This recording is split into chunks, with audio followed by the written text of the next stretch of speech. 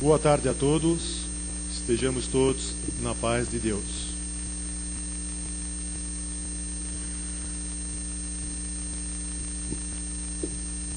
Vou dar alguns recadinhos da casa. Bom, para aqueles que ainda estão vindo pela primeira vez ou não conhecem os trabalhos da casa, a casa tem reuniões, palestras espíritas, às segundas, terças e quintas, às 20 horas. Quartas-feiras, o horário que nós estamos hoje, às 14 horas. Sábados, às 17 e domingo às 10. Domingo, às 10 horas, também tem a evangelização infantil. É muito importante trazermos as crianças, desde pequenininho, para que elas comecem já a serem encaminhadas na doutrina espírita. Tem uma pessoa que acompanha essas crianças, né? Enquanto os adultos estão aqui na reunião, as crianças estão sendo evangelizadas numa outra salinha. A Casa do Caminho também, através do seu departamento social, ela faz distribuição de cestas básicas. A cada 60 dias são distribuídos 60 cestas básicas para as famílias carentes. Portanto, para que a gente possa desenvolver esse trabalho, a casa solicita aos presentes que possam trazer 1 quilo de alimento para contribuir nessa doação, para que a gente possa completar essas cestas básicas, né, que a casa fornece esse trabalho. Há muita procura, mas nós não conseguimos ampliar muito esse trabalho porque não é fácil já para a casa. Nós somos uma casa pequena relativamente, né? E não temos ainda muito movimento assim para que nós podemos ampliar. Mas há mais procura do que a gente consegue arrecadar. Hoje nós conseguimos trabalhar com 60 cestas básicas. Seria muito importante a gente conseguisse um número maior, né? Mas cada um trazendo 1 quilo de alimento nos ajuda muito para nós completarmos essa cesta. A cada 15 dias também, a casa faz um trabalho de distribuição de lanche, um café para os moradores de rua, nas imediações desses viadutos daqui de Santana. Então, a cada 15 dias é feito um lanche, o pessoal se confraterniza aqui na casa e faz essa distribuição. Outro aviso importante, no dia 6, 7 e 8 de novembro, haverá uma excursão para Araxá e Sacramento. Essa excursão é muito interessante para a gente visitar lá o Tadeu, uma pessoa que faz um serviço de caridade muito importante lá na região de Araxá. Em Sacramento também, o pessoal tem lá. Então a gente vai lá, é muito importante na área espiritual, a gente vê o trabalho que ele desenvolve. Nós somos recebidos com muito amor, com muito carinho, e a gente leva um pouco de contribuição também para esse pessoal. Nós mais recebemos do que levamos, na verdade, porque é uma viagem tão maravilhosa, tão fantástica, que vale a pena para aquelas pessoas que não foram ainda. E muita gente vai uma vez e continua indo, porque é muito gostoso esse trabalho e essa confraternização de todos nós e todo o pessoal que vai, os familiares que nos acompanham. Vira uma família só, como é a família Casa do Caminho. Quem tiver interesse nessa viagem, dessa excursão, procurar o Mauro, a Cida ou a Sandra que fica no plantão aqui de baixo. E assim, terminados os recados, vamos nos aquietando em nossos lugares, relaxando o nosso corpo físico, esquecendo um pouquinho desse movimento, dessa correria nossa do dia a dia, e nos levando a Deus, nosso Pai, Criador, a Jesus, nosso guia e mestre, e agradecermos todos nós por essa oportunidade bendita de mais uma vez estarmos reunidos nesta casa, em estudo, em aprendizado. E cada um de nós, ao retornar para os seus lares, os seus afazeres do dia a dia, possam se encontrar mais tranquilos e harmonizados.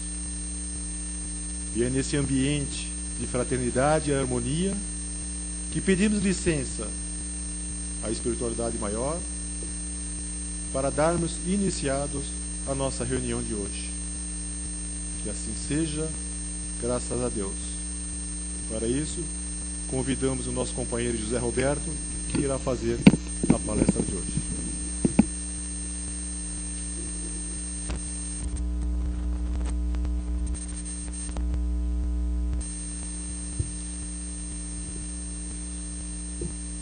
queridos companheiros de Jesus, que a paz do nosso divino amigo esteja conosco agora e sempre. É sempre uma alegria quando nós temos a oportunidade de falarmos sobre o Evangelho de Jesus e a sua interpretação à luz da doutrina espírita. O tema escolhido hoje vem do livro Fonte Viva, que foi psicografado pelo Francisco Cândido Xavier, através do espírito de Emmanuel. Emmanuel, na sua grande sabedoria, de um espírito já iluminado, ele vai buscar o motivo dessa explanação no Evangelho de Lucas. O Evangelho de Lucas, sem medo de errar, é o mais completo dos evangelhos, dos 4 evangelhos canônicos. Apesar de que um historiador chamado Will Durant, historiador americano, que escreveu o livro da série História da Civilização, que desencarnou no início do século passado, aos 95 anos, ele diz que o que nós conhecemos dos evangelhos e da vida de Jesus são apenas fragmentos da história. Na realidade, existe muito mais do que nós possamos imaginar. Se nós tomarmos por base que existem os 4 evangelhos canônicos, os evangelhos que a Vulgata Latina, no ano de 1367, através de Jerônimo, quando o Papa era Damaso I, ele elaborou todos os evangelhos, ou ele trabalhou todos os livros sagrados existentes. Ele concluiu que 4 dos evangelhos seriam aqueles que deveriam ser considerados. E são esses 4 evangelhos que nós consideramos os evangelhos canônicos, nos quais nos relata a vida de Jesus, a vida de seus ensinamentos e dos seus exemplos. Todavia, Lucas não conviveu com Jesus.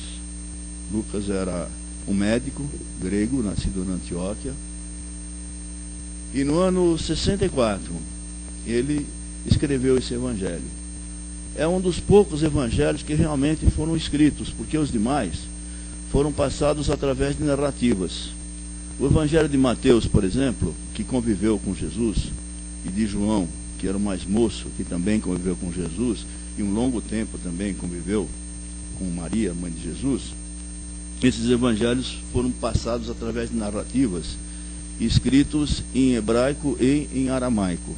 Então, são línguas com sérias limitações. No caso de Mateus, no caso de Lucas, não. Lucas conviveu com aqueles que tiveram contato com Jesus. Ele habitou na casa de Filipe, que conviveu com Jesus. Ele teve muito contato com Tiago, não o irmão de Jesus, mas aquele chamado Tiago menor, ou seja, o Tiago mais moço. E entrevistou todas essas pessoas. E quando alguém escreve a biografia de outro através de entrevistas, ele enriquece muito mais a biografia daquela pessoa do que se ele próprio estivesse narrando a sua própria vida. Então, nesse caso, Lucas escreveu esse evangelho em grego, que é uma língua rica, ao contrário do hebraico e do aramaico, é uma língua muito rica. E o evangelho de Lucas, na realidade, é o mais longo, é o mais completo, é o mais emocionante e o mais romântico de todos os evangelhos. Tanto que, quando Emmanuel se baseia na parábola do filho pródigo, é o único evangelho, que é o evangelho de Lucas, que contém essa parábola do filho pródigo. E o que vai buscar Lucas nessa parábola? Atribui a Jesus um ensinamento precioso. Um ensinamento que não se pode encontrar em outras referências evangélicas, nem sequer nos 4 canônicos, nem nos 44 evangelhos apócrifos. É um momento em que Jesus vai à casa de Mateus, que Mateus, o Levi, ele era um arrecadador de impostos. E como tal, ele não era uma pessoa bem vista na comunidade, porque todo aquele que arrecada impostos, o cobrador de impostos, o fiscal, né, nós não gostamos de ter a presença dele, porque é uma figura inconveniente. E os impostos arrecadados pelos judeus eram direcionados para Roma, que Roma é que dominava Israel naquela oportunidade, ou todo mundo ocidental conhecido era dominado por Roma. Nessa oportunidade, Jesus se dirige à casa de Mateus, que, conforme alguns historiadores, existia até um certo parentesco do Mateus, o Levi, né, com a família de Jesus. Pedro se escandaliza desse fato. Como o mestre, que já havia recrutado Pedro como seu primeiro apóstolo, como uma pedra fundamental da sua doutrina, então se dirigia à casa de um pecador, e Pedro fica espreitando de longe como Jesus se comporta na casa de Mateus, que era uma festa que ali estava acontecendo. Quando Jesus, na sua magnitude, na sua grande percepção, verifica que a proximidade de Pedro não perde a oportunidade de um grande ensinamento. E aí, ele conta a parábola do filho pródigo. Nesse momento, Pedro se toca pela emoção e Mateus cai em si de arrependimento pelos seus atos. E os dois, então, se abraçam e se confraternizam, se tornam fraternos companheiros, e Mateus se torna, então, o próximo discípulo de Jesus naquele momento, seguindo todo o seu apostolado. E o que diz essa parábola do filho pródigo? A parábola do filho pródigo diz que um moço pede a seu pai que repartisse seus bens entre os dois irmãos, porque ele queria partir em busca do mundo desconhecido. Ele queria procurar novos horizontes. Ele queria sair daquela propriedade onde ele trabalhava para seu pai, no cultivo, na agricultura, cuidando da criação, cuidando dos porcos, e partir para um mundo desconhecido. O pai não teve dúvida, partiu seus bens de forma igual entre os dois irmãos. Esse filho foi para uma terra distante, muito distante, desconhecida. Nessa terra, ele viveu uma vida de devassidão. Ele conseguiu se desfazer de todos os seus bens, gastar tudo o que possuía, todo aquele quinhão que o pai lhe havia abençoado, através de bebidas, através de meretrizes, enfim, tornou-se na miséria. Para piorar a situação, naquela terra sobreveio uma grande catástrofe, fome, miséria, e todos tiveram grandes dificuldades. Esse filho não teve outra alternativa do que empregar-se para trabalhar como um auxiliar na criação de porcos e na lavoura. Quando ele estava com os porcos, nem comida suficiente ele tinha, porque havia uma grande necessidade naquele país. E ele tinha que fartar-se da alfarroba dos porcos que ali estavam, que alimentava junto com os animais. Num determinado momento, ele vai, ele raciocina, ele está por que eu estou aqui? Eu vou levantar-me, vou erguer-me, vou retornar a morar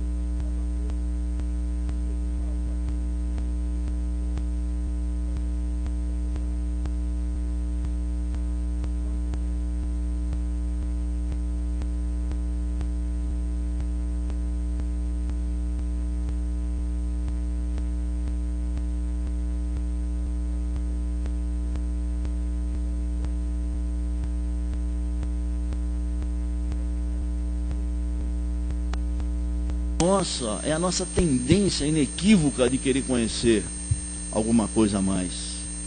Mas quando nós devemos utilizar esse nosso desejo para o nosso proveito, para o nosso bem, nosso progresso, nós não o fazemos. No livro dos Espíritos, no livro 4, na questão 919, Kardec pergunta aos espíritos: o que o homem deve fazer para alcançar a evolução? E os espíritos respondem a Kardec: um sábio da antiguidade já disse, conheça-te a ti mesmo. Que na realidade é uma frase de Sócrates. E essa frase Sócrates tirou do portal do templo de Apolo e usou isso como uma máxima, né? Máxima até dos seus ensinamentos, na forma que ele ensinava, através da maiêutica, fazendo com que as pessoas raciocinassem. Então nós temos que nos conhecer. Nos conhecendo, em primeiro lugar, aí nós estamos aptos para conhecer outras coisas, porque sem o nosso conhecimento nós não estaremos preparados para enfrentar qualquer outra situação. Dissipou-se de todos os seus bens. Livro dos Espíritos, ainda falando sempre do Livro dos Espíritos, repositório maravilhoso de ensinamento, no capítulo 2 da criação, os Espíritos diziam a Kardec: todo bem material é finito e renovável. Então tudo que nós temos, nós somos poceiros temporários daquilo que nós temos hoje. Independente se nós temos muito ou pouco, isso não ficará para sempre em nossas mãos. Até a nossa própria convivência aqui encarnados, até a nossa própria convivência em família, encarnados, é temporário, que no momento qualquer nós estamos voltando à pátria espiritual. E lá sim nós teremos a verdadeira família, que são aqueles espíritos que nos são afins. E possivelmente aqueles que estão encarnados conosco também são afins, são nossos afins. Então tudo que é material é finito, é renovável. Sobreveio uma grande fome. Empregou-se com os cidadãos para cuidar dos seus porcos e desejava fartar-se da alfarroba dos mesmos. Aí o que acontece? Quando nós temos todas as oportunidades e nós não aprendemos com essas oportunidades, o que ocorre? Vem as provas. E mais ainda, poderão vir as expiações, o sofrimento. Então, esse exemplo é justamente uma prova. Aqui foi submetido o moço que deixou o seu lar com todos os bens que ele achava que ele era de direito. Passou fome, passou necessidade, até tomar a decisão de retornar à sua casa. Decidiu-se levantar-se e retornar para o pai. Aí, nós vamos também ver no Evangelho segundo o Espiritismo, no capítulo 10, no item 15, que fala do perdão, do auto perdão. Nós temos que reconhecer as nossas falhas. Em primeiro lugar, nós temos que nos perdoarmos das nossas mazelas, das nossas falhas. Porque nos perdoando, nós podemos estar aptos a seguir adiante e a perdoar alguém. Nós não podemos perdoar a ninguém se nós não conseguimos nos perdoar. E o que é o auto-perdão? Perdão não é simplesmente falar estou arrependido, ou pedir perdão para Deus, porque na realidade Deus não tem necessidade de nos perdoar. Nós é que temos que nos perdoar. E o perdão que é o entendimento. Quando nós temos o entendimento das nossas mazelas, das nossas faltas, e sabemos que temos oportunidades para reparar aquelas faltas, para reparar aquelas mazelas, então nós estamos nos perdoando. É o entendimento. O perdão passa pelo entendimento. Falar que perdoar e esquecer não é verdade. Esquecimento não é perdão. Nós vamos nos lembrar sempre dos fatos. Daqueles nossos erros nós temos que nos lembrar, porque aquilo foi um passo para o nosso aprendizado. E também das falhas que possivelmente o nosso próximo comete, nós não devemos esquecer.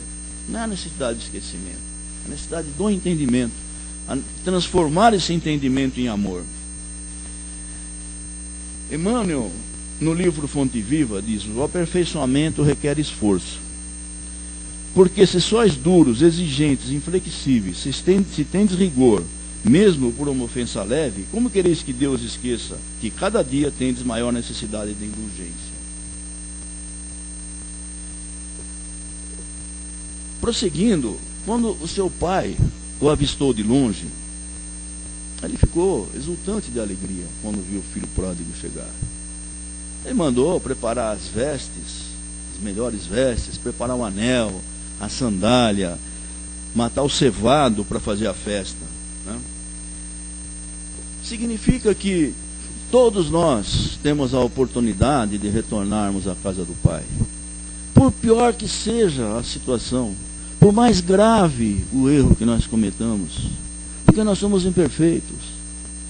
Nós estamos aqui à busca da perfeição, e através de todas essas experiências que nós passamos, é que nós vamos ter a noção do que é correto.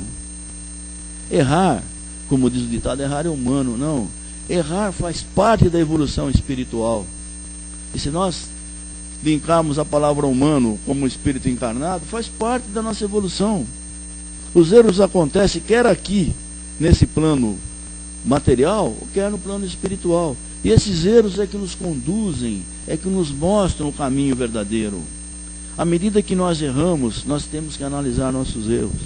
Nós temos que identificar o que é que não está correto. Uma vez já citei aqui sobre Benjamin Franklin. Benjamin Franklin, que é o inventor do para-raio, ele era um mestre maçom.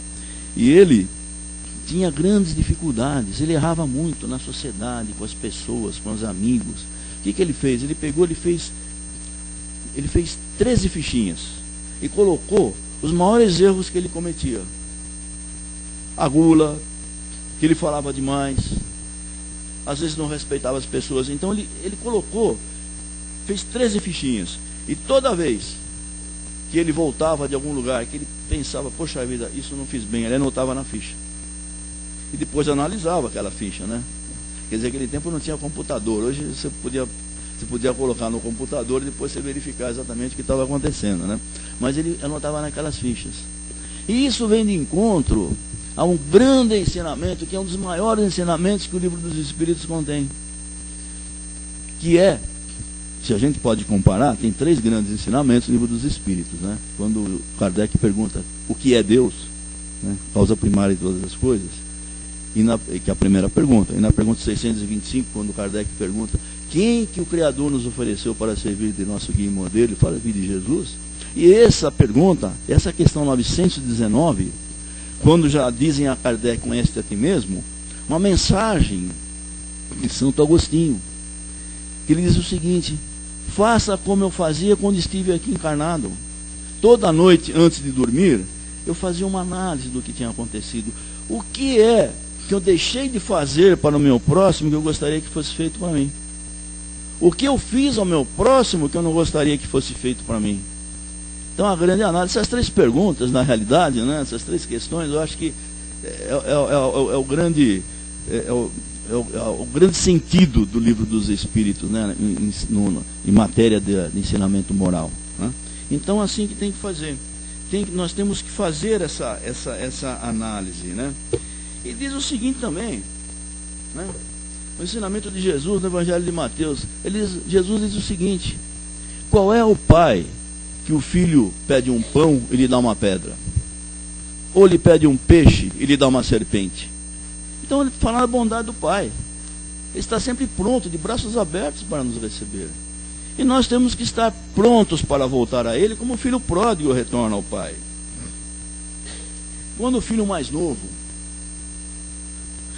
reprova o pai por estar atendendo aquele filho que retorna da terra distante, dizendo: poxa vida, eu sempre estive contigo, você nunca matou uma ovelha para que eu comemorasse com os meus amigos? E o pai então ensina o seguinte: meu filho, você sempre esteve comigo, tudo que é meu é seu. E aí a grande lição contra o egoísmo que aquele filho está sentindo. Ele está olhando para ele não está olhando para o seu próximo, que é o seu irmão consanguíneo.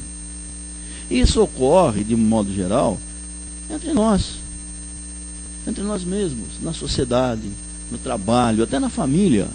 Quando nós somos espíritos ali encarnados para nos ajustarmos, nós não entendemos essa necessidade de ajuste. Às vezes nós estamos ali encarnados porque nós somos espíritos em desarmonia. Nós somos espíritos antagônicos, inimigos verdadeiros, que nós estamos ali para nos reconciliarmos. Ou somos aqueles afetos, aqueles espíritos afetos que nós estamos ali com uma afetividade desarmônica. Ou seja, nós gostamos, mas nós estamos em desarmonia, porque em outras encarnações nós fizemos coisas erradas. São aqueles filhos fora do casamento, são aqueles relacionamentos que nós tivemos de forma irregular. Agora nós encarnamos junto para nos ajustar. Então nós temos que deixar de lado o egoísmo. Às vezes nós estamos lado a lado, como irmãos, ou como pai, como filho, ou como alguém que está junto da nossa família, ou na sociedade como presente, até no centro espírita.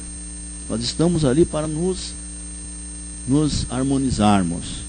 Então, essa é a lição sobre o egoísmo que ocorre. E para finalizar, para falar da bondade de Deus, da bondade do Criador, da bondade do nosso Mestre Jesus, que está sempre conosco, embora nós não percebamos, está sempre ao nosso lado.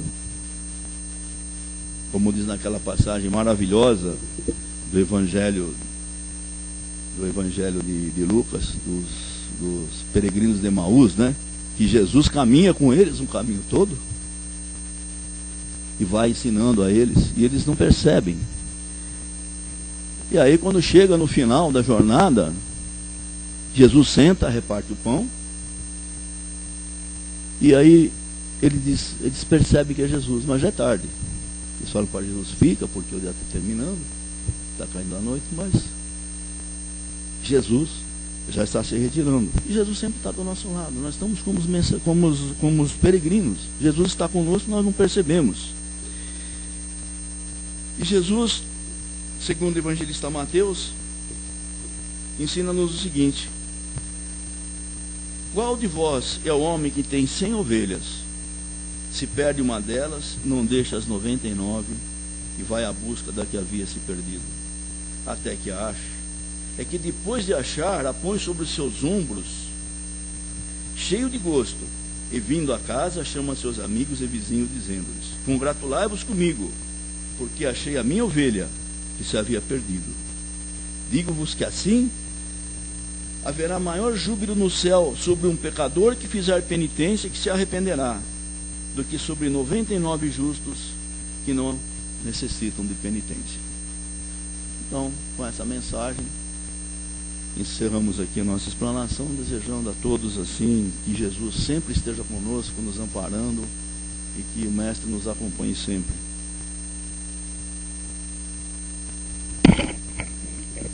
Muito obrigado, José Roberto. José Roberto, nós consideramos que não é uma palestra, é uma aula para todos nós de aprendizado, né? Muito obrigado. Realmente essa palavra do filho pródigo eu considero uma das mais belas que Jesus nos ensinou, porque ela tem uma mensagem muito linda, né, Zé Roberto? E muita gente tem uma interpretação meio errônea dessa parábola, né? Que às vezes o nosso egoísmo é tão grande que a gente acha que faz demais, trabalha demais, e os outros estão sempre abaixo da gente, né? A gente supervaloriza muitas vezes o nosso eu, né? O nosso ego, né? E esquecemos que da recuperação do outro, que é mais importante. Jesus dizia que ele veio para os doentes, não para os sãos, né? Que já os sãos estão no caminho correto. Os doentes é que precisam de médico.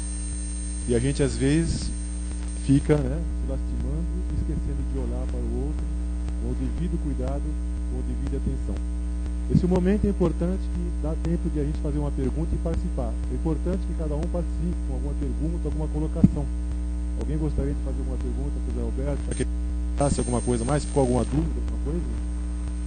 Não fiquem com vergonha, porque aqui todos nós, se for o caso, põe as fichinhas para retirar aí, para não dar confusão.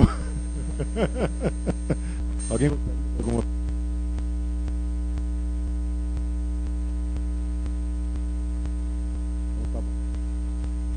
Sinal que está tudo compreendido.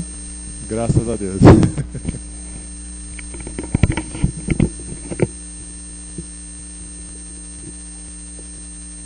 Chegou o momento da nossa participação também na reunião efetiva de todos nós.